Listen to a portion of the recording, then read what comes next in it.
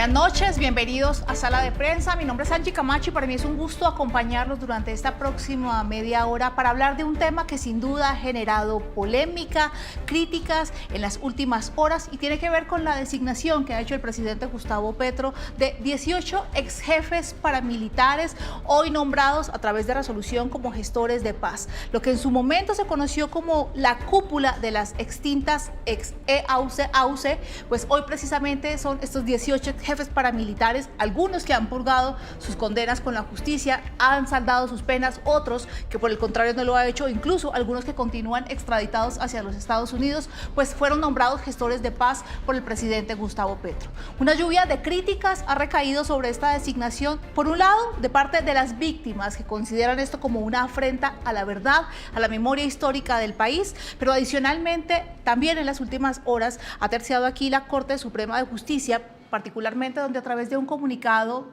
ha objetado, ha un poco señalado que esta designación de Salvatore Mancuso, que recordemos él ya estaba designado también por el presidente Gustavo Petro, lo que hace ratificar esta designación como gestor de paz, pues lo considera definitivamente como un hecho que excede de alguna manera lo que podría hacer el presidente Gustavo Petro. Pero para analizar este tema, para saber cuáles son las implicaciones, pero también cuál es el mensaje que le entrega al país el presidente Gustavo Petro, nos acompaña a esta hora de la noche.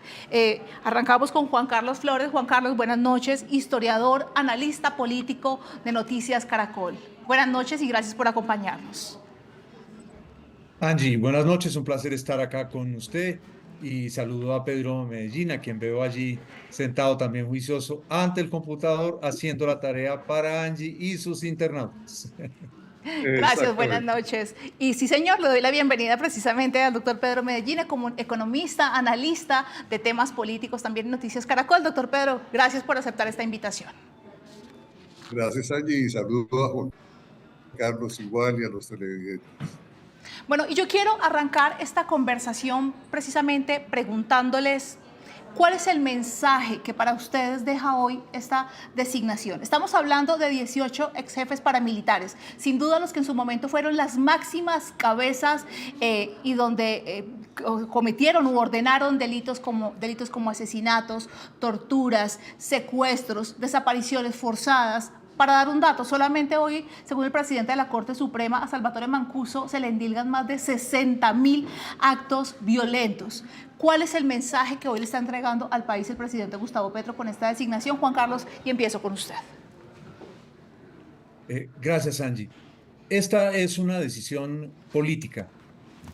El sistema penitenciario que tenemos en Colombia prevé, en teoría, la rehabilitación de quien ha delinquido. Por desgracia, eso no se da. Si lo comparamos con sistemas penitenciarios de otras sociedades, hay algunas que han logrado un importante nivel de rehabilitación. Entonces, desde el punto de vista político, es una decisión que un gobierno puede tomar. Desde el punto de vista filosófico, es un camino que debería tener todo sistema carcelario, que una víctima, desde que por supuesto no sea condenado a la pena de muerte, nosotros no la tenemos, se abra un victimario, perdón, excúseme, se abra para él un camino de rehabilitación. Pero esto, por supuesto, hay que tomarlo con las pinzas por la gravedad de los crímenes cometidos. Aquí, por supuesto, hay un elemento que no se debe descartar. Todos ellos, algunos también en Colombia, han pagado cárcel por sus crímenes. No han pagado probablemente la cárcel que le gustaría a muchas personas en Colombia, porque fueron extraditados en su momento, buena parte de ellos durante el gobierno del expresidente Uribe, de manera que la justicia colombiana se quedó sin aplicarles las sanciones debidas, aunque los casos en algunas circunstancias estaban avanzados. Yo entraría a diferenciar entonces entre aquellos que estuvieron en la cárcel, aquí un rato, luego en los Estados Unidos, confesaron una parte de sus crímenes, recibieron un castigo. Por supuesto, cuando se va a Estados Unidos hay un hueco inmenso en la legislación de la extradición, porque Estados Unidos prácticamente no nos comparte nada de información sobre lo que los criminales de aquí les cantan a los jueces en Estados Unidos. Estados Unidos tiene un archivo judicial inmenso, con historias, con protagonistas, con cómplices que en Colombia no conocemos. Entonces, ahí hay ese acervo. Pero al mismo tiempo, no todas estas personas que cometieron esos crímenes espantosos, al igual que hoy ocurre con las FARC, han aceptado sus responsabilidades, han pedido verdadero perdón a las víctimas. Y el perdón es con obras, el perdón no es con palabras, porque eso no vale. Además, los hombres, a diferencia de las mujeres, empeñamos la palabra de lo más fácil. Es más fácil que una mujer sea más obras que palabras, que un hombre sea más palabras y los hombres somos generalmente más palabras que obras. Entonces, por ejemplo, en el caso de alias Berna, que fue uno de los criminales más poderosos de la historia de Colombia, con un poder inmenso. Recordemos que él es el centro, junto con los narcos de Cali, de la operación que termina con la detección y la muerte de Pablo Escobar. Era un hombre sin el cual no se movía un dedo en Medellín. Una herencia de alias Berna es la oficina de Envigado y uno podría decir que la organización criminal más poderosa que tiene hoy Colombia y una de las más importantes del mundo, criminal empresarial, legal e ilegal, el Clan del Golfo, es en buena medida aprendiz de todo lo que dejó un narco de las dimensiones de alias Berna. Pero alias Berna no es una persona que haya colaborado con la justicia colombiana. De hecho, cada rato envía señales contradictorias, deja filtrar algo y después sale y se arrepiente de lo dicho. Y muchos otros de estas figuras. Entonces, fíjese usted que la decisión puede ser tomada políticamente, la decisión tiene un sustento filosófico, la decisión podría sustentarse en el tema de la rehabilitación, pero la decisión falla en lo fundamental. ¿Cuál es el aporte a la justicia que estos señores hacen en Colombia? Porque para ser gestores de paz antes tienen que confesarnos aquí sus crímenes, develar todo el sistema de complicidades que había detrás de ello. Y concluyo con esta idea. Y además, ¿van a ser gestores de paz frente a quién? Estas personas van a ser gestores de paz frente al ELN, en la Nay Cucas. El ELN no les va a hacer ningún caso. Estas personas van a ser gestores de paz frente al todopoderosísimo Clan del Golfo, también Nanay Cucas. El Clan del Golfo va a decir, no, Berna tuvo poder hace 20 años, hoy ya no es nadie para nosotros. O van a tener poder de convencer a los desmovilizados de las FARC que en algún momento volvieron a la industria del crimen.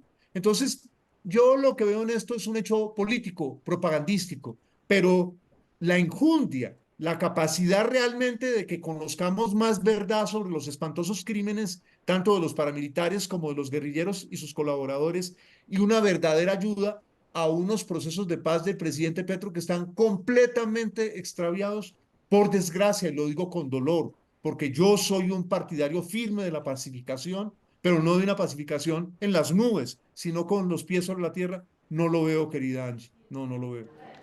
Muy bien. Juan Carlos, usted hace una distinción entre quienes, digamos, ya pagaron sus crímenes, se pusieron al día con la justicia y otros que no, pero sin duda lo que más ha causado molestia, rabia, indignación, es que nos encontramos con nombres como, por ejemplo, no solamente Mancuso, que es el autor, según las autoridades, de más de 60.000 crímenes. Estamos hablando, por ejemplo, de alias HH, que fue el precursor, recordemos, de los hordos crematorios en norte de Santander, donde las personas eran incineradas prácticamente para desaparecerlas. Estamos hablando de Hernán Giraldo, alias Taladro, un sujeto considerado por las autoridades como el abusador sexual de más de 800 niñas entre 11 y 17 años y que incluso pagando su condena todavía llevaba menores de edad a las cárceles del país. Entonces usted se pregunta, y se lo pregunto, doctor Pedro Medellín, no solamente cuál es el aporte a la justicia, pero además cuál es la credibilidad que estos gestores de paz podrían darle a un eventual proceso, digamos como lo ha dicho el gobierno, en el marco de estos procesos sociojurídicos. Doctor Pedro Medellín. No, la credibilidad es ninguna, por varias razones. La primera razón es, y ya la planteó Juan Carlos, pero yo quisiera entrar desde un otro punto, que es, ¿qué es un gestor de paz? Un gestor de paz es más o menos alguien que hace una especie de mediación, alguien que hace una especie de facilitación, alguien que ayuda a que otro que está en conflicto en una negociación llegue a acuerdo con la parte con la cual está confrontado. Ese gestor de paz es una persona que está evitando que las negociaciones se bloqueen, que está evitando que las partes se paren de la mesa y que lo que está haciendo es generar las condiciones para que haya para que la negociación fluya.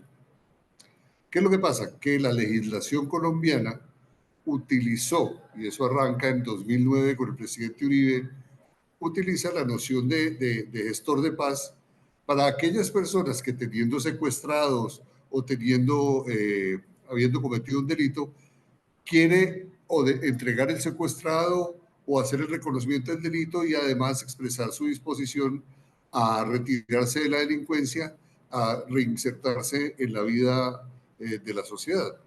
Esas personas entonces deberían demostrar o hacer demostraciones de paz y debían demostrar que eran personas que iban a ser gestores de paz en el sentido en que iban a buscar que en el futuro contribuir a la solución de los conflictos. Se comprometían a presentarse ante la justicia cuando los llamaban y aunque la legislación era clara diciendo no se cambia la condición judicial de la persona, lo que pasa es que se le permite suspender la captura o suspender la detención o suspender la orden de la medida de aseguramiento. En ese sentido, entonces, esas figuras de los asesores, de los gestores de paz, se convirtieron en un mecanismo político que han venido renovándose. Entonces, la siguiente es el decreto 1175 de 2016, que vuelve y profundiza sobre el tema, avanza sobre el tema y lo que es facilitar las condiciones para que esas personas que delinquieron pudiesen aportar a la justicia, pero pudiesen desde sus propios hechos. Cuando el gobierno nacional del presidente Petro los involucra en este proceso no tiene nada que ver. Estamos en un proceso donde la negociación es entre el Clan del Golfo y el gobierno, las FARC, disidencias de las FARC y el gobierno, el ELN y el gobierno, y en ese sentido entonces tiene razón Juan Carlos cuando dicen y en qué momento el ELN va a reconocer a Don Berna o a HH o a Hernán Giraldo o a cualquier otro como un interlocutor que le va a ayudar, como alguien independiente que le va a ayudar a hacer una negociación o a consolidar un proceso de negociación con el gobierno. Ninguno, no tiene ninguna razón. Aquí lo que veo es que hay una razón política, que es, ellos dicen, nosotros como paramilitares todavía tenemos cosas que contar y al gobierno le interesa que haya cosas que contar y entonces dice, ok, vengan, los invitamos como gestores de paz y nos interesa que vengan a eso. Hay que recordar cómo el gobierno nacional, a través del canciller de la República, y tú lo recuerdas, Juan, cuando el canciller presionó muy duramente a la JEP para que incorporaran y que aceptaran a los testimonios de Mancuso. Y en ese sentido creo que ya con los 18, ahí la presión que se va a venir sobre la JEP es muy grande. El gobierno está ejerciendo una presión sobre la JEP muy grande y con estos 18 va a tener una presión todavía mayor para buscar comprometer o buscar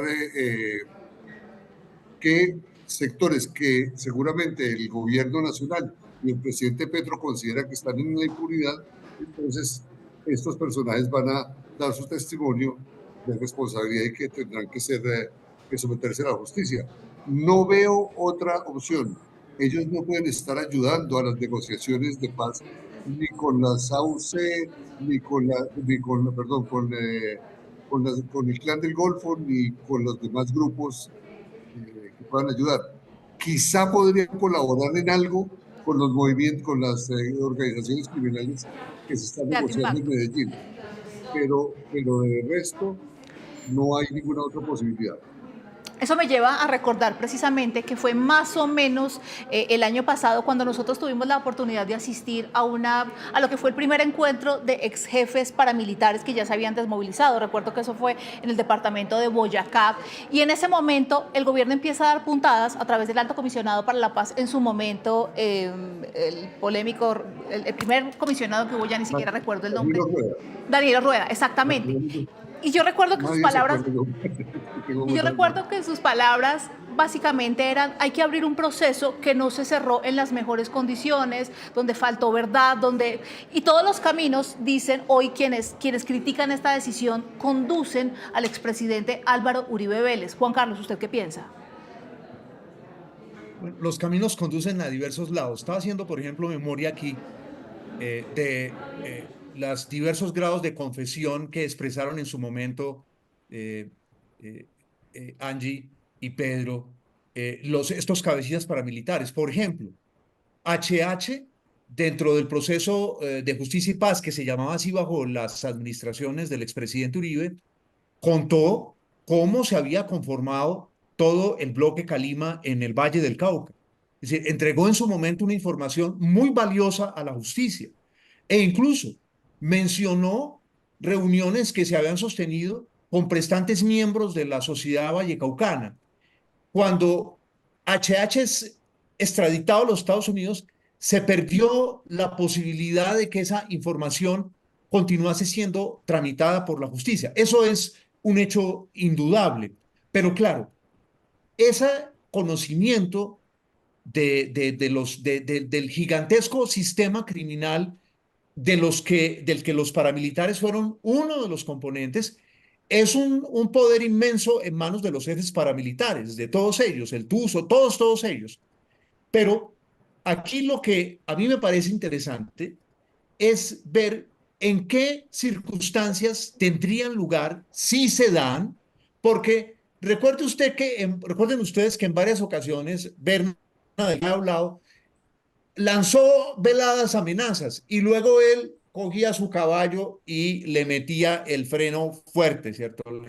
Le cogía, ¿cierto?, la jeta al caballo y lo detenía para no contar lo que había amenazado con contar. Estaba mandándole señales a Santander para que las entendiese Bolívar.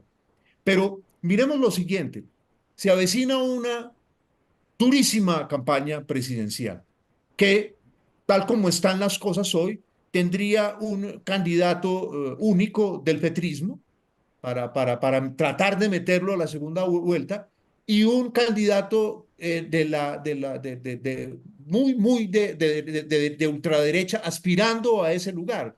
De manera que piensen ustedes que la información que podrían ofrecer algunos de los cabecillas paramilitares, porque yo no creo que todas vayan a contar algo, algunos seguirán mejor en la vida cómoda en Estados Unidos, liberados de amenazas en Colombia, muy protegidos allá, con algunos dineros para poder vivir de manera relativamente cómoda, porque Estados Unidos no les quita toda la plata, les entrega un pedazo nada desdeñable de la plata. Entonces, en plena campaña presidencial, muchos de ellos tienen información que podría golpear por debajo de la línea de flotación algunos de los candidatos de la ultraderecha que se quieran disputarse la presidencia. El presidente Petro no da puntada sin dedal. No debemos olvidar. En Colombia ha habido en las dos últimas décadas dos grandes activistas políticos. Uno en la derecha, al expresidente Álvaro Uribe, y el otro en la izquierda, el actual presidente Petro. Y los dos van a estar nuevamente enfrentados a través de interpuestas personas. Y los dos van a tratar, como ya ocurrió en la campaña pasada, aunque Álvaro Uribe mucho más desvalido que ahora, van a intentar borrar, desaparecer del mapa el centro. Recordemos lo que esa actividad la desarrollaron conjuntamente la izquierda y la derecha para destruir a los candidatos del centro, de los que quedó muy poquito, casi nada, porque ninguno de los dos pasó a segunda vuelta. Entonces, yo comprendo lo que están sintiendo las víctimas, por supuesto. Veo, y ahí tenemos evidentemente una coincidencia con Pedro, que para los grupos que están en estos momentos con los que quieren negociar el gobierno, estos no tienen ninguna influencia. ¿Qué influencia tienen estas personas ante los grupos del Catatumbo? ¿Qué influencia tienen en esos diálogos que son los que han roto la negociación con el ELN en Nariño, con ese grupo disidente de Nariño? E incluso, les menciono, cada rato aparecen en Bogotá unos carteles en los que se rechaza la presencia de los paramilitares, como ellos lo llaman, en las actuales negociaciones. Y esos carteles tienen un origen, porque lo sabemos, es el ELN, que desde el inicio le ha dicho al gobierno, no queremos que usted nos meta junto con los paramilitares. Entonces, para el ELN esto es una bofetada. No, estos no son gestores para la paz. Estos son gestores para que entreguen información en plena campaña política que hunda a uno, dos o tres candidatos de la extrema derecha. Yo, antes de continuar con el análisis y con el debate, yo quiero invitarlos a que escuchemos justamente, porque en las últimas horas a esta lluvia de críticas se suma la Corte Suprema de Justicia, la Sala Penal de la Corte Suprema de Justicia, quien considera la libertad de Mancuso como algo excesivo, sobre todo cuando no hay de por medio, digamos que verdad absoluta para las víctimas y reparación. Justamente habló en las últimas horas el presidente de la sala, el magistrado Diego Corredor, y yo quiero que lo escuchemos. Hacemos una serie de recomendaciones, pero también de apreciaciones en torno al derecho de las víctimas. Es que estamos hablando de más de 60.000 conductas punibles realizadas por el señor Mancuso, en donde a lo largo y ancho del país se generaron pues esas múltiples víctimas que hoy están reclamando justicia. ¿Debe el gobierno, doctor Pedro Medellín, reversar esta decisión? Ya hemos dicho aquí en el debate, es un abuso de la figura de gestor de paz. Estos ex jefes paramilitares, evidentemente después de 20 años de un proceso de desmovilización, pues no tienen, digamos, el mapa militar o los contactos con estas estructuras, sobre todo lo que el gobierno ha denominado las negociaciones no políticas, sino sociojurídicas. ¿Debe el gobierno echar para atrás esta decisión? Al gobierno la decisión le queda sin piso jurídico. Si la Corte Suprema está dando cuenta de elementos de altísima complejidad en la comisión de los delitos, por una parte. Segundo, de que no está teniendo el castigo que es suficiente.